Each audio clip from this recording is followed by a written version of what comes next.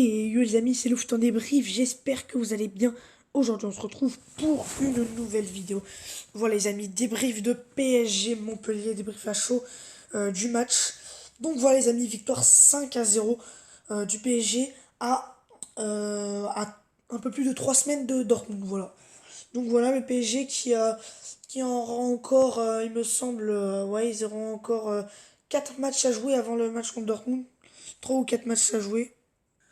Ah ouais, 4 matchs après le match de Coupe de France à Dijon, en le comptant. Donc voilà, les amis, victoire 5-0 et aucun blessé. Même si je trouve, les amis, et ça va être le premier point de la vidéo, je trouvais que Neymar vraiment s'est fait harceler. Je sais pas comment dire, il a été la victime de la journée. Si vous voyez ce que je veux dire, il n'a pas été la victime, mais en tout cas, si, il a été la victime. Pourquoi il a été la victime? Parce que les joueurs montpelliérains l'ont agressé durant toute la partie. Il a subi 9 fautes, Neymar, 9 fautes. Et pas des petites fautes, sifflées comme ça, hein. Non, c'était vraiment des gros tampons qu'il a pris. Euh, D'ailleurs, il s'est vraiment plaint, Neymar. 9 fautes et donc 3 fautes qui ont fini par un carton jaune. Donc voilà, Montpellier qui déjà il y a 2 ans, qui déjà au match aller avait beaucoup cherché Neymar, bah là ça se confirme encore une fois. Donc voilà les amis, mais Neymar qui n'aura pas marqué d'ailleurs, mais il aura quand même réalisé un bon match, mais ça évidemment j'en reparlerai tout à l'heure pour parler des joueurs. Mais bon, pour parler de l'ensemble du match, donc voilà, hein, victoire 5-0 facilement. Montpellier réduit à 10 très rapidement. Il a donc un but de Sarabia après 8 minutes de jeu. Un but de Sarabia à la cinquième, mais il a été refusé pour une position de hors-jeu très limite pour Mbappé. Une action d'école, hein, avec une passe de Neymar en profondeur magnifique pour Mbappé, le centre vers Sarabia, mais il a été signalé hors-jeu. Ensuite, il y a eu... par la suite, il y a eu donc le but magnifique vraiment de Sarabia qui ne fait que marquer en ce moment. C'est déjà son 10e but, toute compétition confondue, avec Paris. Donc voilà, et ensuite, donc le PSG qui va être tranquille. Carton rouge pour le gardien de Montpellier. Ensuite, le PSG qui va être tranquille, qui ne va pas forcer, qui va faire tourner le ballon. Montpellier incapable de sortir de sa moitié de terrain. D'ailleurs, ça aurait été comme ça pendant tout le match, hein.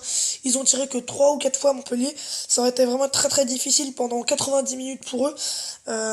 Paris était tout simplement au-dessus. Voilà. Paris était vraiment tout simplement au-dessus. Durant tout le match, Paris qui aura maîtrisé son sujet. Voilà. Ils ont été intelligents avec le ballon. Ils ont pas fait n'importe quoi avec, ils gardaient le ballon, les séquences étaient intéressantes, voilà. Pas mal d'appels des joueurs, les transmissions étaient bonnes, voilà. Verratti, Gay, ça faisait des bonnes passes, Neymar qui décrochait beaucoup, Mbappé aussi beaucoup, même Sarabia et Di Maria, vraiment tous les joueurs étaient présents, tous les joueurs avaient de la mobilité sur le terrain. Et à force de tourner, à force de bien jouer, Paris qui va marquer avec un bijou aussi de Di Maria, hein. 1-2 avec Sarabia, qui aura fait une passe décisive et un but ce soir. Donc voilà, 1-2 avec Sarabia et Petit Piqué 2-0. Et juste après, Daniel Congré qui va marquer contre son camp. Alors les amis, je sais pas si vous l'avez remarqué, mais c'est le même scénario que face à Saint-Étienne. Face à Saint-Étienne, ils avaient donc marqué très rapidement un but à 11 contre 11. Ensuite, il y a eu l'exclusion en milieu de première mi-temps. Et c'est la même chose que lors du match contre Saint-Etienne et contre Montpellier aujourd'hui. Ensuite, en fin de première mi-temps, il y a un but d'un joueur. Et ensuite, juste après, il y a un but gag. Parce que là, c'était exactement la même chose. Parce que face à Saint-Etienne, il y a eu le carton rouge là pour, euh, pour Fofana, il me semble. Ensuite, Paris avait été à 10 contre 11. Ensuite, Neymar avait marqué. Et 5 minutes plus tard, c'est Perrin qui avait marqué un but gag contre son camp. Là, c'est la même chose. Di Maria marque. Et ensuite, c'est Congré qui marque contre son camp en fin de première mi-temps. Donc, ça aussi, je sais pas si vous l'aviez remarqué, mais bon, voilà, c'est juste un petit fait anecdotique. Sinon, ensuite, voilà, donc le PSG est tranquille. Deuxième mi-temps, voilà, le PSG continue de tourner. Et c'est Mbappé marque et Kurzawa marque. Donc voilà, ça aura pas été un gros pari dans le jeu. Voilà, ils auront pas fait comme face à Saint-Etienne, on s'en souvient. Vous avez déroulé de A à Z. Non, là, c'était plutôt tranquille. Montpellier, il faut le dire quand même, a eu un bloc qui a empêché qui a limité la casse tout simplement, hein, qui a mis un bloc qui a permis aux joueurs montpelliérains de limiter la casse pour empêcher que le score ne soit trop grand. Et donc voilà, ensuite donc voilà la victoire qui va au bout pour le PSG.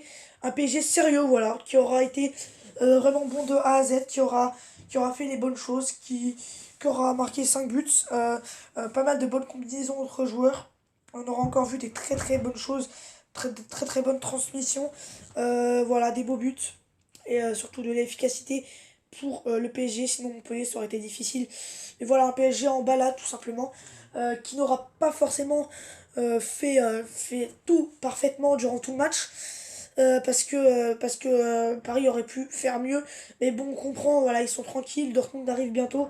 Faut pas non plus que les joueurs se dépensent trop. Ils ont fait ce qu'il fallait faire.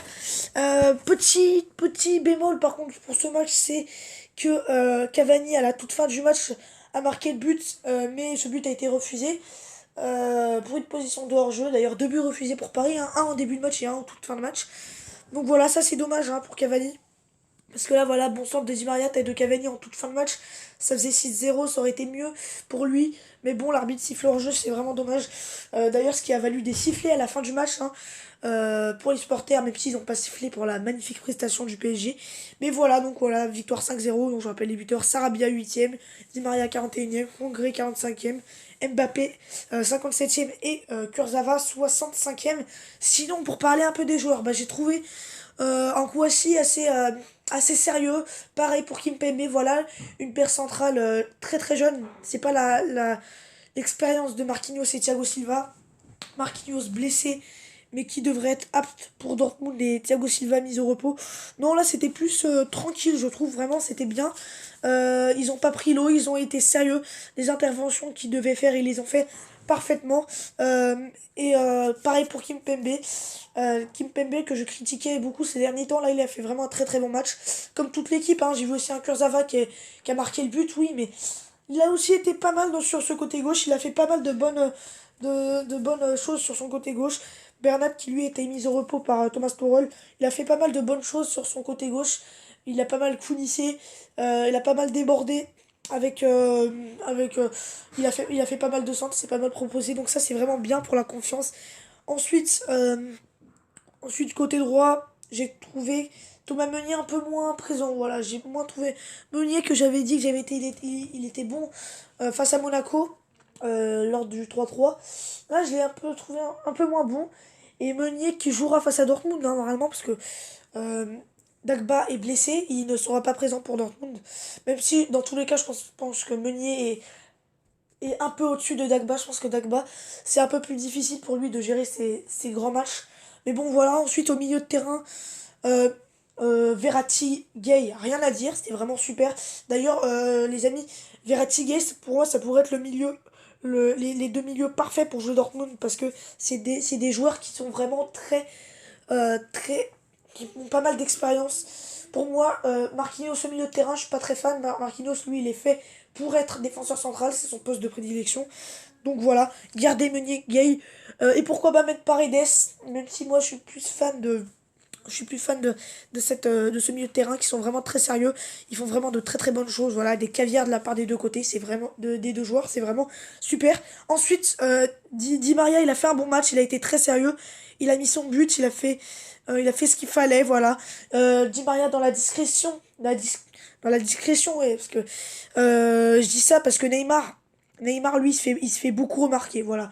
J'avais parlé au début de vidéo de dire que j'allais revenir sur Neymar. Alors, à qui la faute? Soit c'est les défenseurs montpelliérains qui sont trop bouchés avec Neymar. Enfin, bouchés, ça veut dire qu'ils font trop de fautes. Soit c'est Neymar qui les provoque. Alors moi, je suis mitigé parce que dans un sens, je me dis, bah c'est normal, vu les gris-gris que fait Neymar, vu tout ce qu'il fait, vu sa qualité technique, je pense que Neymar, il les provoque un peu, voilà, mais bon, c'est son style de jeu, on va pas non plus lui en vouloir.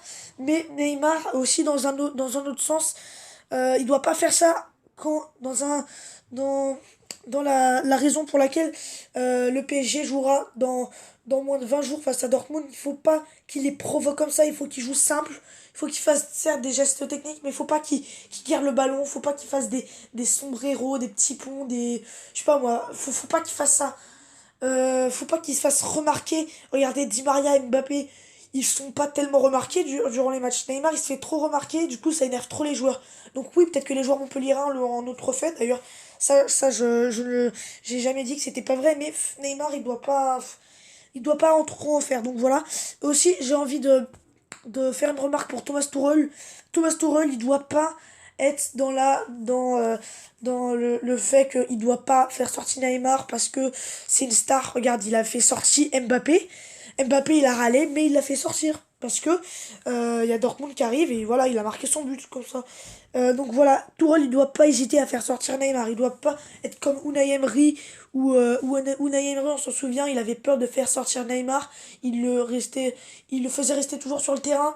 Parce qu'il avait peur de lui, il avait peur qu'il râle, il disait en plus c'est une star et tout. Non, Tourelle là surtout, quand on voit que Neymar en provoque trop, quand on voit que les joueurs montpelliérains, provoquent Neymar lui font plein de fautes et que Neymar est un peu tendu, vaut mieux pas, vaut mieux pas qu'il reste sur le terrain, faut juste le faire sortir, tant pis. Tant pis s'il a pas joué un match en entier, hein. Il en jouera plein d'autres. Neymar, il fait beaucoup de bonnes performances en ce moment depuis le début décembre. Donc voilà, ça c'est vraiment très très important de le souligner.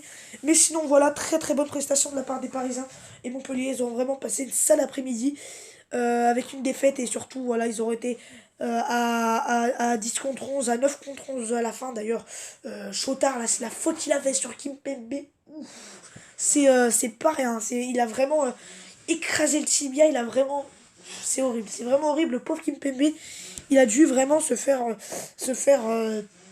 Il a dû vraiment se faire vraiment très très mal.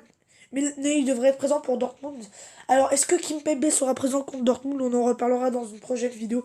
Mais en tout cas, voilà, les amis, victoire 5-0 du PSG. Et une équipe parisienne très sérieuse qui aura maîtrisé son sujet, qui aura réalisé un très très bon match. Donc les amis, n'hésitez pas à lâcher le pouce bleu si vous avez aimé cette vidéo, à vous abonner si c'est pas encore fait. En tout cas, moi je vous dis à très très vite pour une prochaine vidéo sur ma chaîne YouTube. C'était le temps débrief, les amis, bye.